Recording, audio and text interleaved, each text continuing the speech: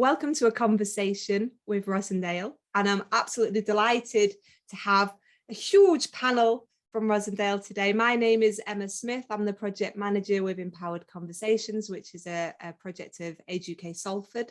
And I'm going to go around my screen. So Nicola, can you introduce yourself, please? Yes, I'm Nicola. I'm here to find out what's available in the Rossendale area as a carer. Thank you, Nicola. And Barbara?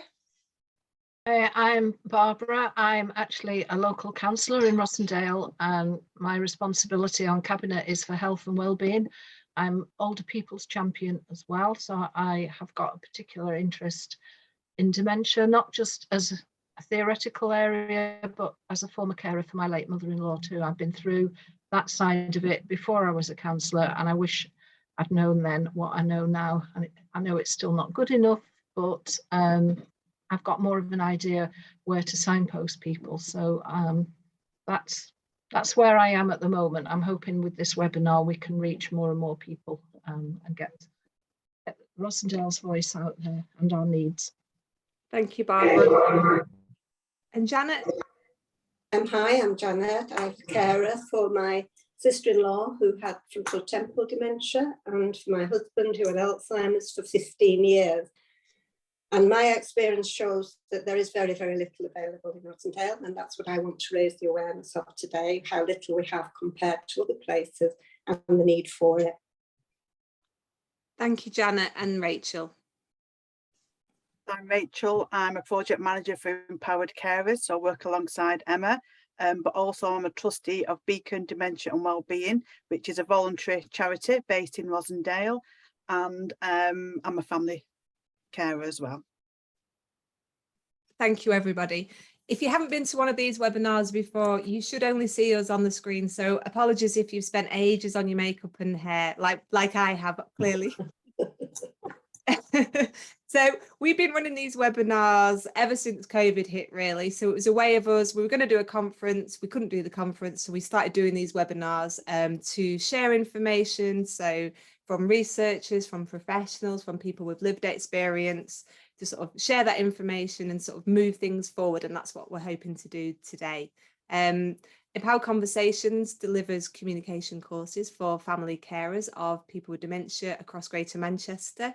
We also have Empowered Carers, which is the project that Rachel works on, which offers one-to-one support for family carers in Salford and Bolton. And we do a few things like this as well. The way we're going to run it today, so there's no presentation, so we're just going to have some questions. So if at any point you have something popping into your head and you want to ask us, write it in the Q&A at the bottom of your screen, and then we will make sure at the end that we have time to bring it up and get some answers. I might slot it in. In the meantime, we'll see how we get on with time. Okay, so I think we're going to make a start, if that's okay, ladies. Brilliant. Right, Barbara, you're up first. Are you ready? I am. Okay, Barbara. So do you know how many people are living with dementia in Rossendale? Off the top of my head, I didn't. So I did a bit of homework, looked on NHS Digital, which seems to be the place to find the information. Not easy to navigate around, but the answer I've come up with is that it comes through the primary care networks, of which we have 2 in Rossendale, which cover the 9 GP practices. So what I found was that we have in the west of Rossendale 353 patients registered as having dementia and 214 in the east. I think personally that's rather low, 567 in total. It's 4.8% in the west and 3.7% in the east. And to me, that diagnosis is key, and how many undiagnosed cases are there out there? So I don't think those figures reflect anything like numbers, and they are supposed to be correct as of January this year. They're not ancient figures, so it was January 22. So I think, you know, that's not going to do us a lot of good if the undiagnosed numbers are not out there. I've also got across Lancashire, because of course the issue with Rossendale is that we are part of Lancashire County Council. We are a district. We rely on County Council for a lot of statistical information and services and so on. So I think the figures more or less agree from what I could see, but it does concern me that we're nowhere near up to date. I Thanks, think Barbara. everybody else probably agrees with that. As Rachel's nodding. Janet, yeah. What's the sorry? There's a bit of a sound thing. What's the current commission dementia service in Rossendale? It's a very difficult one because I don't think there is an actual service. Again, as part of my councillor role, I'm on the Health and Wellbeing board for Lancashire, and thankfully we did have a presentation at the last but one meeting about various aspects of commission services. Dementia got a little bit of a mention, so I've had a look at that, about half a paragraph again, which speaks volumes, doesn't it? But adult social care, basically, I'm sorry I have to read this because I can't keep all this in method. A range of dementia specific services are commissioned, including daytime supports, short-term residential rehabilitation, dementia hubs, and dementia coordinators to support people when discharged from hospital or support people to avoid hospital admission. This is county council, obviously, across Lancashire. This isn't specific to Rossendale. We're also expanding our use of technology to support people with dementia to remain in their own homes safely for longer. And county council is also currently refreshing its dementia friendly strategy, and I'm hoping to be part of that. Those are a lot of words, no numbers against them, no idea of what that translates into financially or numbers of people. And I feel very strongly that, when that comes to Rossendale, we feel like we're at the end of the queue all the time. Can't say anything specific. We know respite services are very poor. I'm sure Janet will agree with me on that one. The number of beds anywhere is minute. I think I only know of Olive House in Bacup that actually has anything, and they are not just used for Rossendale. So, it is quite thin on the ground, to put it politely, really. And I suppose, like, when you were reeling off that list, I was thinking, oh God, they've got loads going on. But then you say, no, that's across Lancashire. So what I'm imagining is in the urban areas, we're probably seeing a lot of that in the urban areas. But when you move into the rural areas, you're not seeing anything near that. Janet, what services were you able to access in Rossendale? Well, my experience actually on discharge from the memory service was abysmal. I mean, it was finished very dramatically. They asked my husband if he was taking his pills. He didn't want them. He'd had everything, patches, you name it. And she just said, well, there's nothing else, and you'll be discharged. And we were left. We were just abandoned. So it was only because I found the original Beacon group that I was able to actually start to access and gain knowledge, because knowledge is so important. You need the knowledge to help your partner, husband, whatever, and you have to have that. So there's very, very little available in Rossendale, and what is available is fragmented. There's no intercommunication and difficulty in accessing the service if the person with dementia will not allow, for various reasons, the carer to take up these options. My husband would never have gone to any of what you say, respite care, anything like that.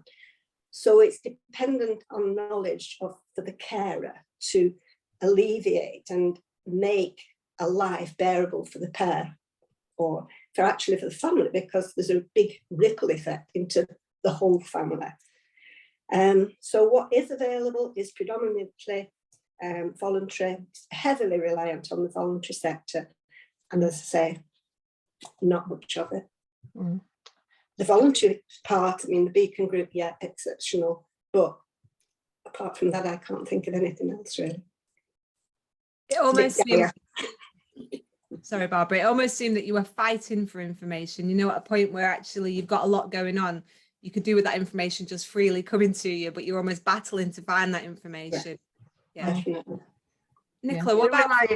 Rely on Alzheimer's Society and Carers Link, I think, are particularly good, but they're based in Accrington, and Exactly. they haven't got the personnel to actually give us, the sessions that we need. They are really good, but stretched.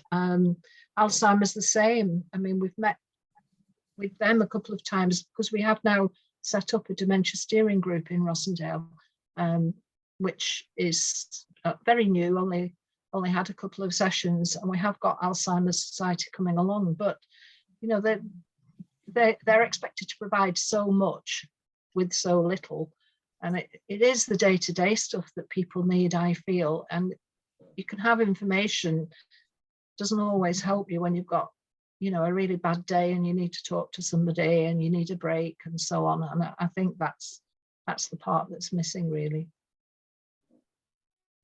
Thanks, Barbara. Nicola, how easy is it for you? Because you're not in Rossendale, so how easy has it been for you to get the information you need to best support your parents? It's been really difficult, actually, because I have knowledge in the business, and I'm supporting my mum and dad trying to access that. That's where we got in touch with, the Whittaker Park, the Beacon group, and we've managed to get most of our information from them. Information isn't given freely in the Rossendale area, support isn't given freely. It's very difficult to access any information, from where to go to, who to contact, and I think when you're discharged from the memory clinic, when they wash their hands of you because they can't do any more for you, there's no support network behind that. It's just, right, we can't do anything now, get on with it. And it shouldn't be like that. It's a difficult time for everybody involved, the carers. They need that support, that information. And where are they getting it from? The only option is Olive House in Bake-Up. That's the only respite option that you're given for a valley as big as Rossendale. I know it's small in terms, but there should certainly be more for people with dementia. And I'm disappointed it's not changed, because I'm talking 7-8 years ago since we were looking after my late mother-in-law, and memory clinic discharge, end of, go and find things for yourself. It's just about it. Really poor. Yeah. And what role do the GPs have? So are you able to go back to the GP and get support from them? This is, sorry, Nicola, just building on what you were saying. So when you couldn't find that information, not really. I think in terms of, because of where we are with my dad, because he's one of, I suppose he might not be rare, but he can't take any medication, so he can't take anything that's going to help with this journey. So it's a case of, it's cold turkey. You've got to do this. You've got to face this. But then it's go and do that. There's no like, right, we'll support you to do this and go through this journey. Where I think from the GP's perspective, they should be giving you that support right from the start of the journey. Who to contact, who do you contact when you're in a crisis, who to contact when this happens, and it's not only that, it's everything behind dealing with behaviours and the journey of dementia. It's the financial side of things. And it's all the things in the background that the carers need support with, because until you're put in that position, you don't know who to go to. And it's just that information isn't there for carers. And I think that's where they're failing. Therefore, causes carer breakdown, a lot of stress, and the carers become ill. And I think more needs to be done, certainly in the area. Yeah, I'd agree with that. The carers suffer. I mean, my late father-in-law was trying to look after his wife, but absolutely struggling with physical frailty himself. He was exhausted. I mean, they were both around 90, and that was very difficult. And he struggled to accept what was wrong as well, because that's another issue, I think, is getting people to actually talk about it. And if they can't talk about it, they can't ask for help. No, it's a massive. It's a very emotional journey. Is caring for somebody with dementia. It's as hard for the carer as it is for the person that's going through dementia. The dementia journey. I would like to see someone do some research on how many carers die before the person with dementia. Yeah. In my experience, the 3 people had brother-in-law, sister-in-law, my husband, and all carers, and I would have also died. All 3 carers would have died if I had been diagnosed with cancer before the people with dementia. And I think that happens more and more, and I'd like to see the statistics on that. Mm. I just Definitely. wanted to echo what you're all saying here, because obviously I run the Beacon Carers group, and for the last 3 years, all what you're saying echoes what they say. And throughout COVID, they felt so passionate about the lack, they felt hopeless, really, and helpless in caring for their person, that they actually created a dementia information leaflet, like a step-by-step guide. And that's going to be launched in the next few weeks, because that's going to be accessible across all GPs and all community groups across Rossendale. But yeah, they were saying exactly what you're saying, and they feel the pain and suffering that other carers are going through, and they don't want other people to experience that, which makes them even more passionate about wanting to bring on change. Thanks for that, Rachel. You know, we talked about the Beacon, but how reliant is Rossendale on the voluntary sector? Oh, it's huge in Rossendale. It's huge. I mean, I see Barbara nodding her head. Yeah, we've it's heavily reliant on the third sector, and just the goodwill to do better of people, you know, is huge in Rossendale. It's massive. Yeah, I think I once heard that there's more volunteers in Rossendale than there is anywhere else in Lancashire. How do we tap into that? How do we tap into volunteers? You know, where's that information? There's lots of volunteering groups out there, and Barbara and I have spoke about this many times, haven't there? Yeah. And there's people who want to do the best, and they want to give the time, the skills and knowledge and everything, but sometimes don't feel supported, or the frameworks are not in there to, you know, in place to support them. Yeah, and I think it's training as well, support and training, and people with goodwill still need to feel empowered by the training that they've had, that they are actually, if you like, doing the right thing, that they, you know, they're not actually making things worse, or that also they've got support. I have a bit of a bee in my bonnet about the voluntary sector, because that's where I worked all my life, basically. I've never worked for a statutory service, and the idea that because you use volunteers, if you like, I don't mean that in the worst sense, but your service is essentially volunteer run. I was mostly with citizens advice for most of my working life. Volunteers still have to be trained, supported, supervised, and you cannot run on fresh air. And I think there is this idea, the government has that idea as well, that as long as you've got lots of volunteers out there, everything will be all right. Well, it isn't that. You know, you've got to have a way of making sure that they are doing the right thing, and that they are supported and encouraged, and also given some of their own needs met too, because it's very stressful dealing with certain types of work. So yes, volunteers, absolutely great, but you know, I feel this with the what's coming through with the integrated care board and so on, and what's being expected of the voluntary sector, and they can, Why should it be all down to the voluntary sector? Why should it be? Because they devolve their funding that way, don't they? They commission, and I think it's an idea that, you know, you can get more value for money out of the voluntary sector because it's cheap. Well, it shouldn't be cheap, should it? People should be paid accordingly and supported accordingly. I agree. Yeah, I think in Rossendale they've had to fight very, very hard. It's not, you're saying it's there, the funding, but to fight for that is an awful, terrible task on its own. It's time-taking, mind-bending. I do know that this is what Rachel and Emma, you have to fight all the time for your funding, don't you?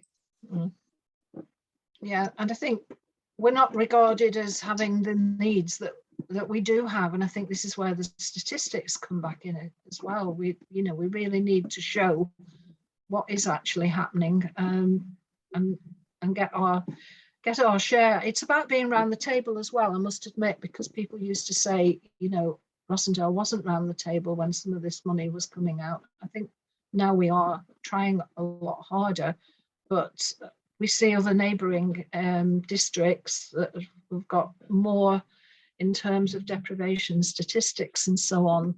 And we've got pockets of deprivation, so we don't get the big money. But in terms of something like dementia, that shouldn't matter. It should be, you know, what our health needs. That's the important thing. Thank you for that, Barbara. I mean, we've skirted around this issue, but what are the main challenges for offering more dementia support services in Rossendale, Barbara?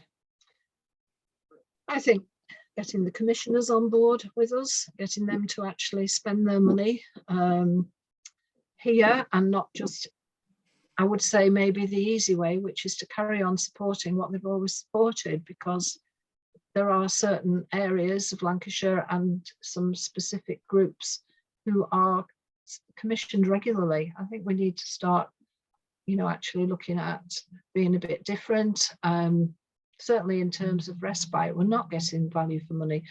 In terms of what you pay council tax for, we're always accused as councillors, you take all our money off us, but actually 80% of that goes to county council. So let's have some back into our health and social care services, because we can't provide those as a district.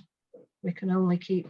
Don't the council have a duty of care to provide that, to provide a dementia service within Rossendale? County council, yeah. Rachel, There you is probably one. know more. Yeah. Yeah, so the Alzheimer's Society is commissioned to deliver the Dementia Connect. So that's a national helpline, so that people can access. And there is one worker in the Rossendale area, part-time one worker, to cover the whole of Rossendale, which is, it's a huge job, isn't it? You know. Yeah. And obviously we've mentioned Carers Link as well before, so they're commissioned to do the carers assessments. I think they run a group as well. So yeah, but it's not enough. And I think as well, from what I'm hearing, is services are being commissioned, but is that really what people want? It's not. It's different to what people want. They're just providing things what they think people need, not what they actually want. Yeah, but there's a direct payment side of things, isn't there?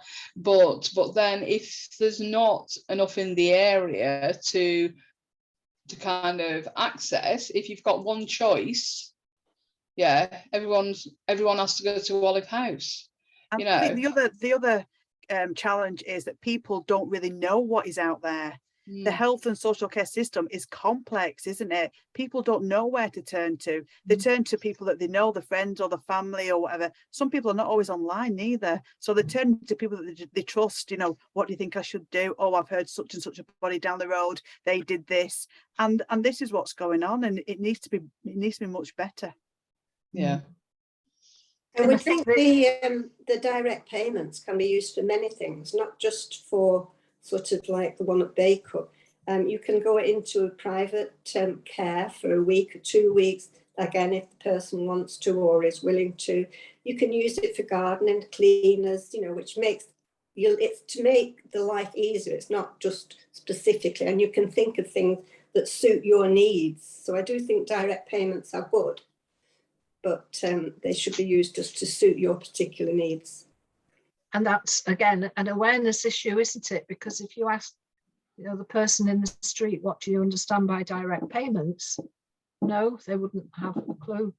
I think going back to the Connect service that Alzheimer's are commissioned, they're only connecting to what is out there, aren't they? And, you know, it's really difficult to get that together, and how to communicate with people what they can use that money for and what is out there is, yeah. Then it's about getting the right package as well, you know, because you will be offered the bare minimum, you know, when you're assessed through experience, you know, and in our circumstance, a package of one morning a week, just doesn't cut it for the situation that some carers are in.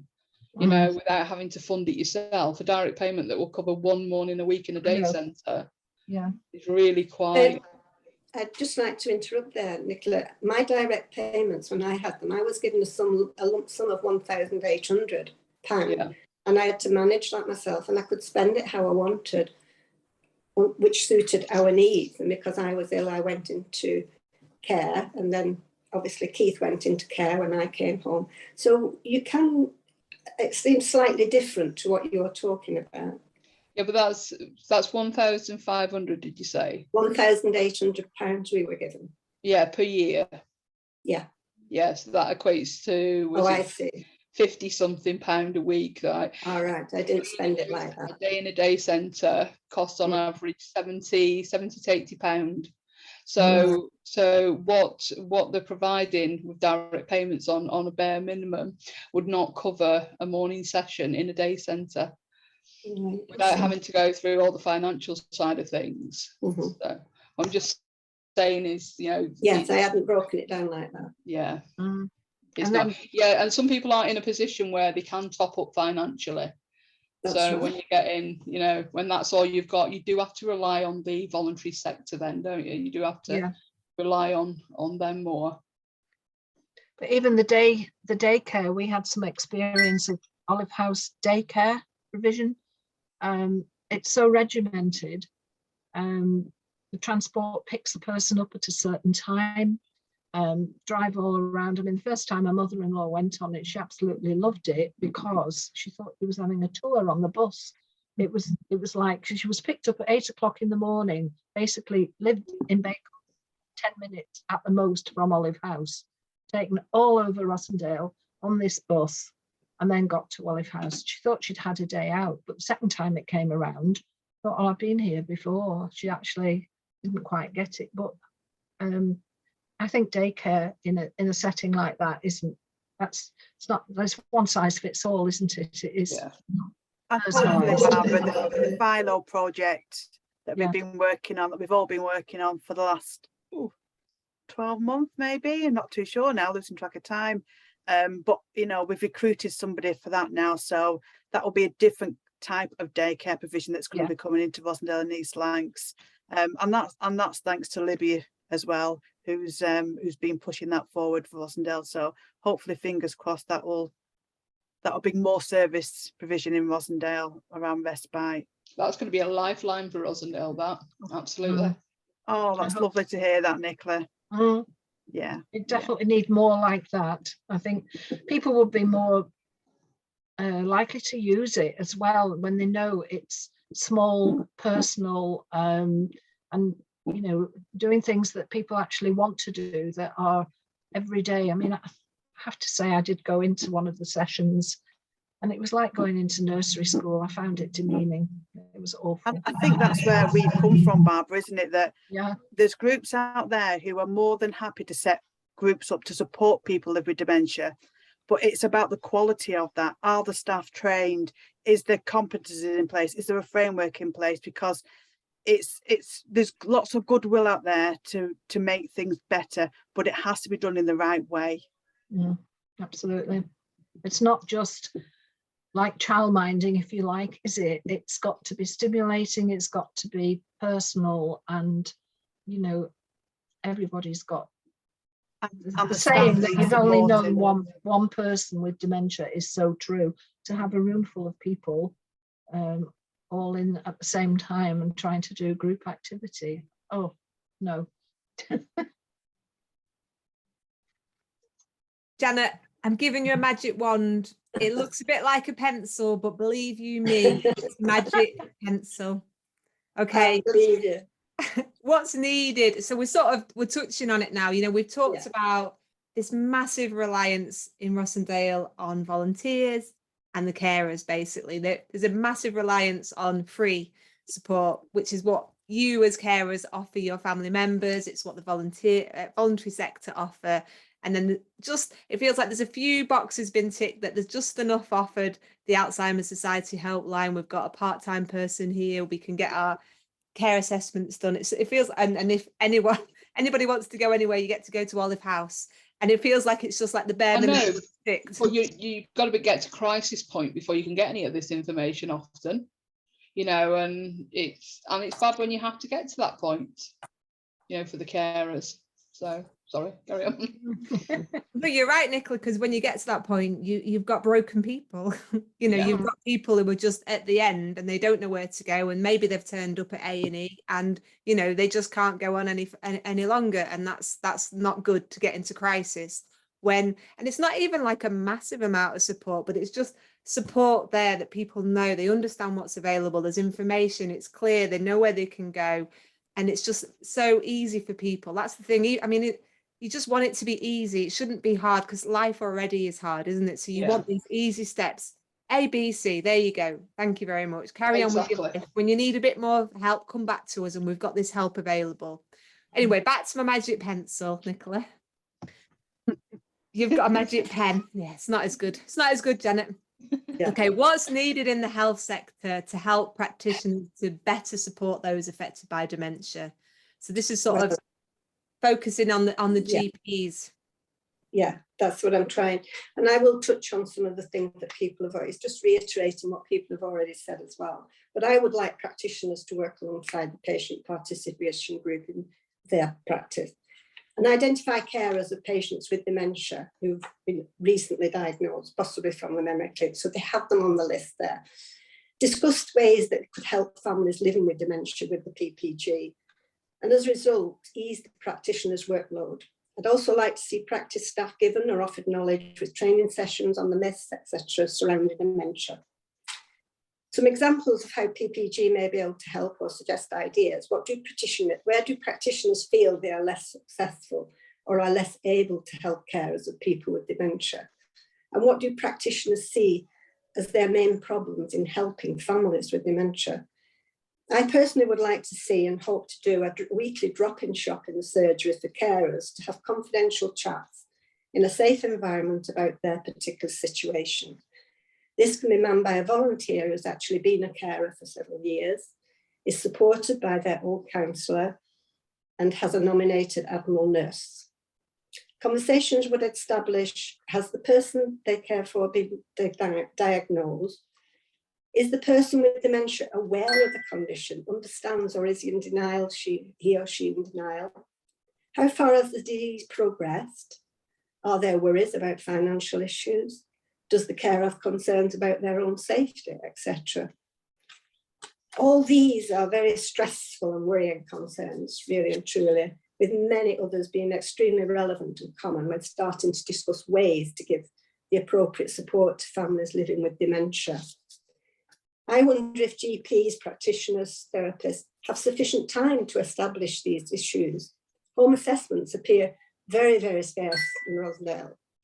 So I wonder if they may be grateful some prior knowledge or this type of prior knowledge.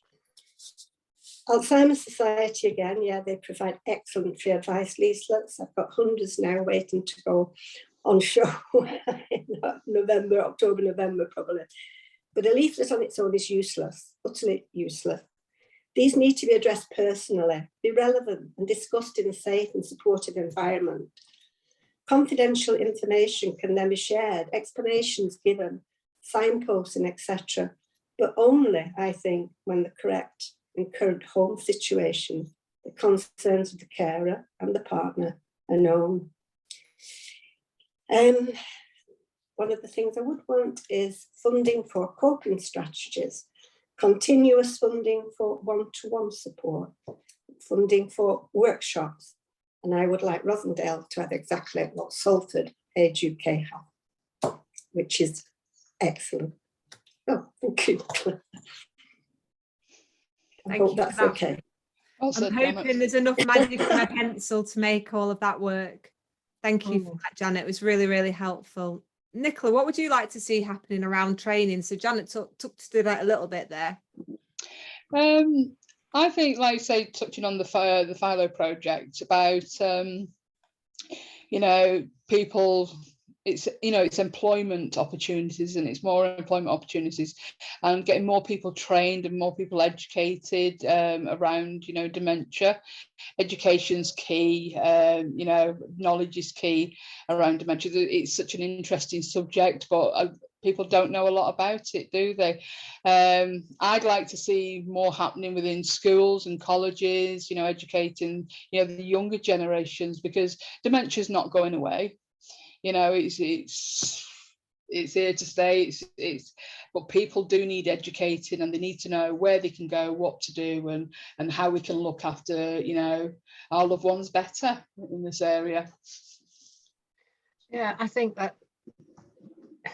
that's the way you would get to the people who would support in surgeries and so on with the PPGs that Janet's talking about. It's this Dementia Friends network again, I think, which the Alzheimer's Society, Rachel, set that up, and I did the champions training and so on, and it all kind of fell by the wayside. But I think we need to get that up and running again. Interesting, on our dementia steering group, we had a comment from a social prescriber. I don't know if people are familiar with social prescribing now. They're based in GP surgeries, and she was actually concerned about the lack of training she'd actually had in order to do her own job when she was visiting families where there was dementia.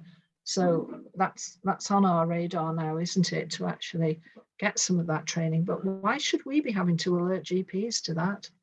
It doesn't seem right somehow, does it? I still would support GPs. I think they have an awful lot to do, and the government have highlighted them as being the source of where it starts. But they have a tremendous amount of work to do, and that's why I want to help with the PPG to ease their workload. Any suggestions, ideas, or whatever, we can then they can move on with them. And if we have these workshops, have the one-to-one training. They should be there. GPs are working with the social workers. GPs work along with the social workers. We have this list of 353 people and 214 people with dementia. Why are all them people not on a list from the GP to the social workers?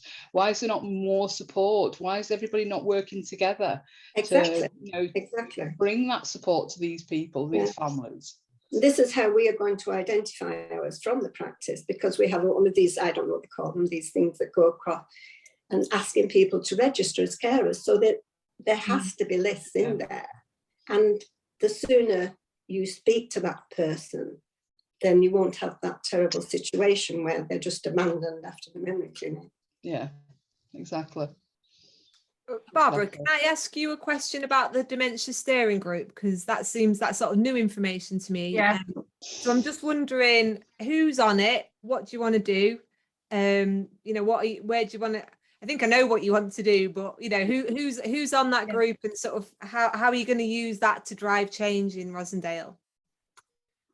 I mean, it was my idea, I have to say, to get this going again, because I was involved before in a similar group, Dementia Friendly Rossendale, and as I said, that folded basically. And because I have this health lead and I'm looking at where the gaps are and so on, decided that we needed this group, but at a strategic type of level, and not just people who have good ideas and so on, because we want to actually get something from it. So we have got somebody, the public health lead on dementia, which is a lady called Marie Domain from County Council. She's on it.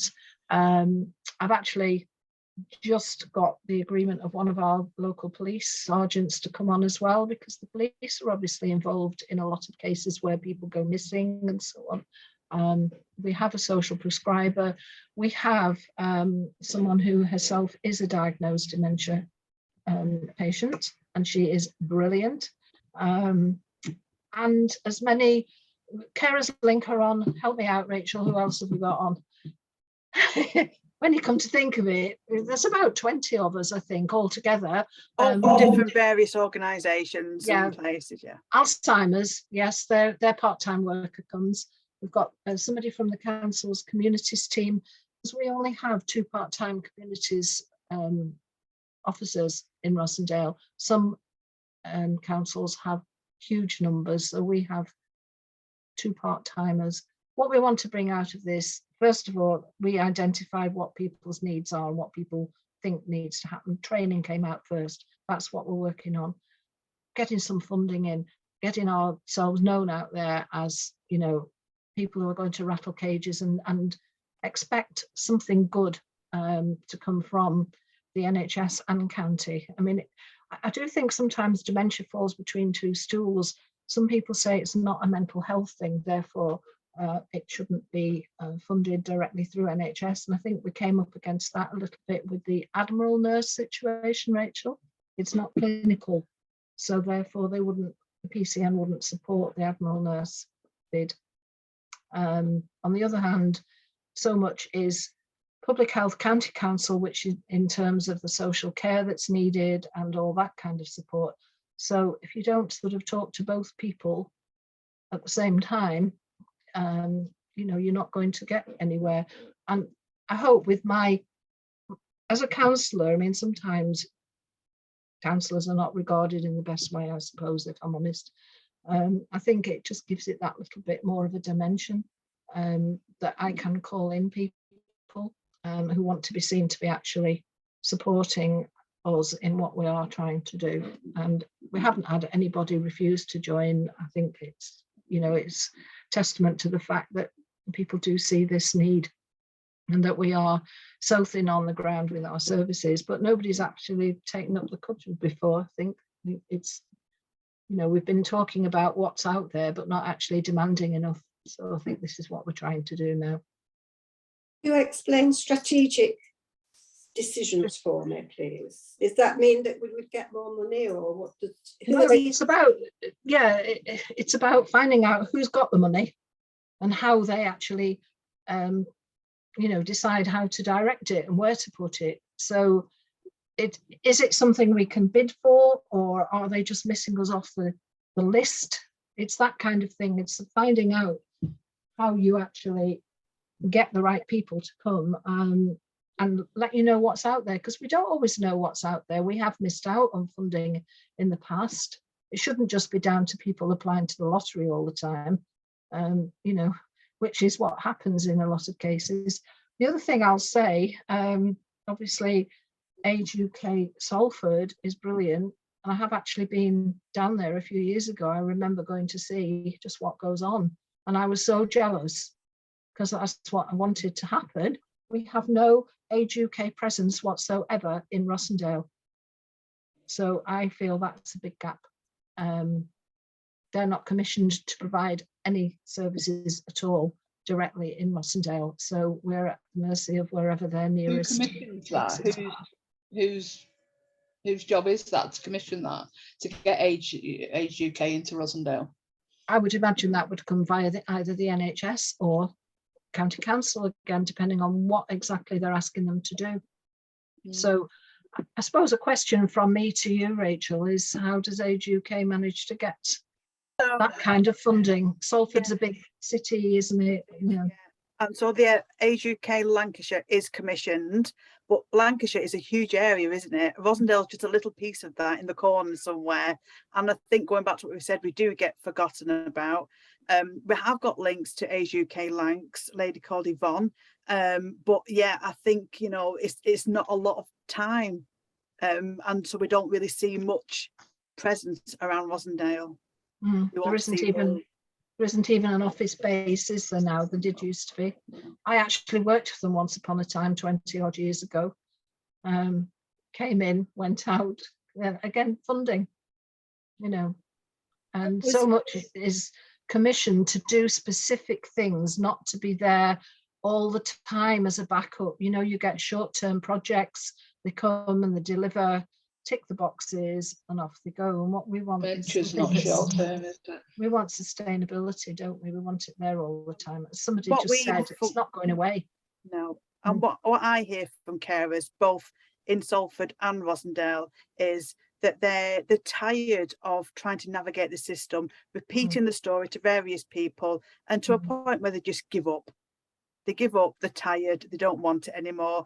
It's emotional, but what they do want is somebody to talk to, the same person to chat to about how they're feeling. They can't chat to family members or friends sometimes. You know, I hear things like, well, they've got enough on the plate, you know, and they don't want to do that. So it builds up and builds up and builds up. And they've got nowhere to go and they explode. So I think what Janet is trying to say as well, you know, having one-to-one regular sessions where it's safe, it's confidential, they can be who they can come with whatever they want.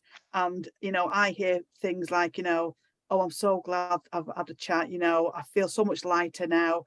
And the main aim of what we do within our work is to provide education and knowledge, but to be there for people all the way through. You know, we are an equal partner walking alongside people from right at the beginning to right near the end. And, you know, the research shows that it builds people's resilience up. They're more better to be able to cope. And that's what we want for everybody, isn't it? But if everybody knew that was available in every doctor's surgery in the Valley, you know, that, wow, that's priceless. Yeah. You know, to be able to go into a doctor's surgery to a group and just say, you know, I can't cope. You know, this is happening, that's happening. How do I do this? Who do I go to for this? You know, yeah, Janet, fantastic idea. You know, that's what needs to happen. I have to reinforce what Rachel said, because my journey was 15 years, probably maybe not as long as that I knew Rachel, but the fact that she was with me from the start of my journey and promised me right from the start that she would be with me to the end I can't tell you how much difference that made. And there are lots, I mean, there are other people like Rachel doing the same work, and it is absolutely wonderful, vital and essential for carers, and should be there for every carer. Yeah. It should really be statutory, shouldn't it? It shouldn't be that we have to say we're not getting what we need in Rossendale. There should be a national dementia champion, dementia service, or whatever you want to call it, that is actually making sure it's equitable. Because, you know, by the sounds of it, people would be better living in Salford, which is a dreadful thing to say, but, you know, we haven't got, I don't mean, I'm not dissing Salford, I just mean it's, you know. Why should Rossendale be forgotten? Why should it be? Because it's so small. So compared with the population, yeah, that's but not when a good excuse. That's not. I know, but when you drill it down to actual hard cash, I don't know how many patients there are in Salford. That would be an interesting one, Rachel, wouldn't it? How many diagnoses there are in Salford? But you always end up with little fractions in Rossendale. You might get, you know, 0.1% of a service because the demand, the numbers are just not there. And that but that's like saying build a wall and let them get on with it. It goes back to what you were saying, Barbara, that it's the undiagnosed cases. How many undiagnosed the Asian population? There must be no idea, absolutely. And that's terrible, isn't it? Because their culture and everything stops them from being diagnosed. And so that is absolute, and that should be recognised along with the low figures or whatever, or the smallness of Rossendale, the percentage of cultural problems with, you know, Asians, whatever. I've got Urdu, Punjabi. That should be recognised as well and taken into account. Not just the fact that it's small, it's the makeup of it. And really, you know, Rossendale is small, but that's an opportunity to have innovation. That's not to say, you know, what works in Lancaster or Preston is not going to work in Rossendale, but that's where innovation comes in. And obviously, you know, Philo project. So Libby's been watching. So she's excited about coming to Rossendale. I missed this in the chat. So Tracy Cuthbertson had said, what help do you need? We want to help set up some carers groups. I will find out where she's from if it's not a familiar name. I know Tracy, it's fine. If you just make sure I get to know, she is running Waterwell, is it called? Waterwell Foundation. So yeah, based in Water. There's actually a place called Water in Rossendale. So yeah, that's where she is.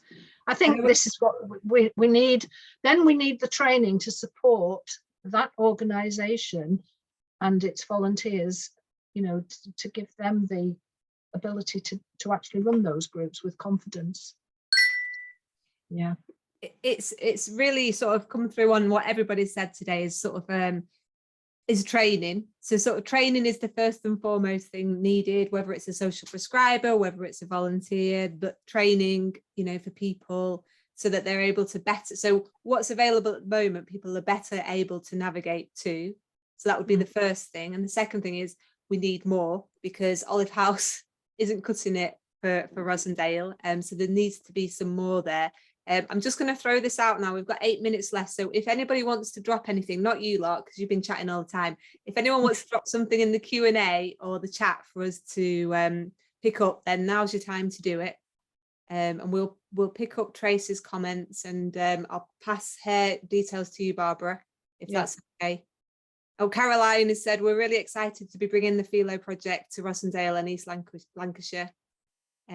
So she's been on as well. Amy said, thank you, Janet. That must have been for your She's my she's it's the PPG leader at the moment. Can I ask Janet how you feel the PPGs themselves would take to that? Because, you know, there are 9 practices, they haven't all got a PPG, have they? Well, that's their choice, isn't it? I mean, my GP is very welcome. She recognises the need. The government have said what has to happen and throwing everything at the GP. The PPG is small at the moment. We have hoped to extend it, but they're very, very happy to go along with that and to help, to raise awareness, get these people dropping in, have the admin nurse contact, have a mentor, you know, a support mentor at the back of the volunteer, which would actually be me, obviously. And I think it's worth giving it a go. It's all right, unless if you don't volunteer, then nothing happens. Yeah, but my GP particularly is very interested. We've already sort of done talks as well. I'm doing a big talk to the whole staff on the 29th of September with Rachel, and she's welcoming all ideas and suggestions that have been put forward. That's good. I suppose what I'm getting at is we don't have an association of PPGs. So each practice has its own. Yes, they do. I think they do. I think is there a Rossendale wide group? I've been invited by Shirley Brown to a PPG forum, so I don't know. Okay. It will be my first. Right. I'm the vice chair on the PPG. Right. So and I've had training. I have experience workshop. I have experience one-to-one, and it is invaluable, and we must fight for it. I was just going to say, Janet, if you get that information about PPGs, if you could share that with Barbara and with Rachel, I think that would be helpful. Pamela's, we've got some comments here. What's going on? Amy's put one up. Amy's saying there is a PCN PPG forum for East and West. However, on it, there's four practices. Right. Okay. So there's only 4 that have active PPGs. Yeah. Right. But there is a forum to bring those together. So hopefully if the other 5 have a word with themselves and get a PPG going, then that might give it a bit more power. Pamela said, I work at the NHS on the adult mental health on adult mental health. My boss chairs an older adults and dementia group. It's been running for 5 months with lots of reps, GPs, I'm not sure what that is, commissioners, to identify what is and isn't available across Lancashire and South Cumbria. Been interesting to listen today. We'll liaise with Rachel after this webinar. Oh, that's great. Excellent. So Pamela's sort of used this as a bit of a fact-finding mission to find out what's available in Rossendale and hopefully inform that sort of bigger picture. Brilliant. Thank you for that, Pamela. I was going to call you Pam, but I better not. I'd like to think that some things come out of this that we didn't know about, and that there actually is more out there. Wouldn't that be good? Rather than sort of a little bit of negativity today, but I think it, you know, there may well be things, little things here and there that we don't know about, and we need to pull it all together, don't we? I think it's frustration as well, not just negativity. It's frustration. Yes, it is. Yeah. You know, and I hope some commissioners are, you know, actually watching this as well and seeing what's needed in the area. You know, Rossendale shouldn't be forgotten. though, isn't it, that we're all singing from the same hymn sheet, that we're all passionate about this, we all want positive change, and it's about working together. Yeah. Pam, my friend Pam has just added, it's Marie Domain is the Commissioner for Lancs. So thank you for that. So hopefully, Pam will be taking this information back and feeding that back up the chain, which is always helpful, isn't it? As well as Marie is part of our steering group, and she is very supportive. So it's then, what's the opportunities for us to actually draw down some of whatever she's got to commission, and what do we want? And it's I mean, the other thing, Barbara, is it's challenging times, you know, like we're in Salford, it's just as challenging, you know, there's not the money there to be able to say, oh, commission this, commission that, which is why, you know, Rachel and I both work on projects. Yes, we work for Age UK, but we're lottery funded. So our existence comes to a bit of a shaky end at the end of March if Rachel and I don't secure more funding to continue that work. So you know, we were hoping that we could move towards a commission, but that's not likely because there's just so little money in the pot. But hopefully with the Integrated Care Board in Lancashire, you know, some money will be sent your way with the likes of Philo Project and other innovative ways of saying, you know, this is a very diverse rural area. How can we best support and serve people in that area? We can't just give them half a person a week and a helpline. It doesn't really cut it. You know, there needs to be more support, because without that support, you know, the system pays more because those people end up in A&E, they end up in a residential care home perhaps before they need to, and that costs money. You know, they end up in hospital and trapped in hospital, and there's nowhere to send them out of hospital. All of that costs money, and it's the annoying thing is the money, you know, is spent here, but really we want to pull that money over. Preventative stuff that we've been talking about today, that support, that resilience, how we help Janet, how we help Nicola and her mum, you know, to stay well and to keep caring for as long as possible. Yeah, absolutely. Well, you know what, we've got 1 minute left. Anybody? Janet, do you want the last word? I was just going to add on there and save the NHS money, because the longer the carer and the person who are caring for it can stay at home, then they're not going into hospital or into any institution, and the quality of life is better. Yes. Yeah, I think, and that's the important thing, isn't it, Janet? Yes, it saves money, but it's about the quality of life. It's about living the life that you want to for longer with dementia, and that's hopefully, you know, where we can get to in Rossendale. This is the start. It feels like this is the start. We've got the dementia steering group. We've got Philo. This is the start of things changing in Rossendale. Hope. Hope so. Yeah.